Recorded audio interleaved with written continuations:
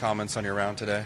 Yeah, came out the gate strong, hit the ball really nice in the front, made some putts, kind of stumbled across the finish line a little bit, but still felt like I was swinging it good towards the end of the round. Just, you're going to find water eventually out here, so a bit sour to finish the round like that, but, in a good spot for the weekend. Yeah. How'd you feel like the course played today compared to yesterday?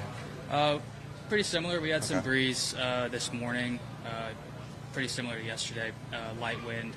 I thought the greens were somewhat receptive, not too firm, but the greens were rolling really good again. Okay. Go ahead, Max. Hey, Karl. So I just wanted to ask you about your partnership with Sunday Red. Just how did that come to fruition in your words? I think it came about through my connections with TaylorMade. Very close with those guys. They've been helping me out for a long time. And then throughout the summer last year on the Corn Ferry, I started playing well, and we kind of just decided to make it happen. And very fortunate to have been chosen by the GOAT himself. And were you, when you got the call that this partnership that they wanted you to represent Sunday Red, what were kind of your emotions? Were you shocked? Did you kind of have a feeling it might come together because of your Stanford connections? Yeah, it's definitely unexpected at first, but when I got the call, I was excited and honored to be able to represent Tiger and Sunday Red.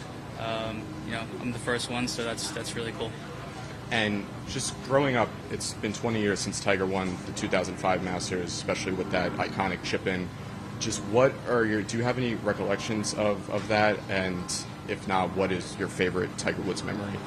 My earliest memory of Tiger is meeting him back in Australia when he played there in probably 2008. And I think same year at Torrey, he made the putt to force the playoff in 18, which is, I'll remember that forever. So definitely his highlight for me.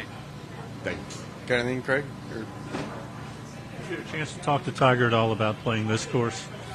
Not really, honestly, no. No insight for me there.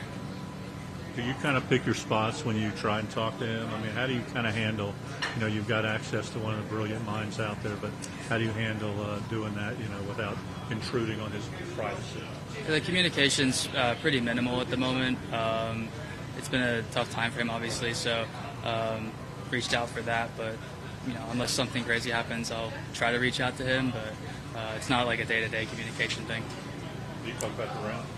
Yeah, he did. Yep. Okay. All good? Or one more, Max? One quick question, I'm sorry. Yesterday, obviously, we saw 59 here. Just wondering kind of what's your opinion on, the difficulty of shooting a sub-60 round? And as we've seen more of them recently, do you think the number maybe becomes a little less, notable as more sub-60 rounds have been shot on the PGA Tour?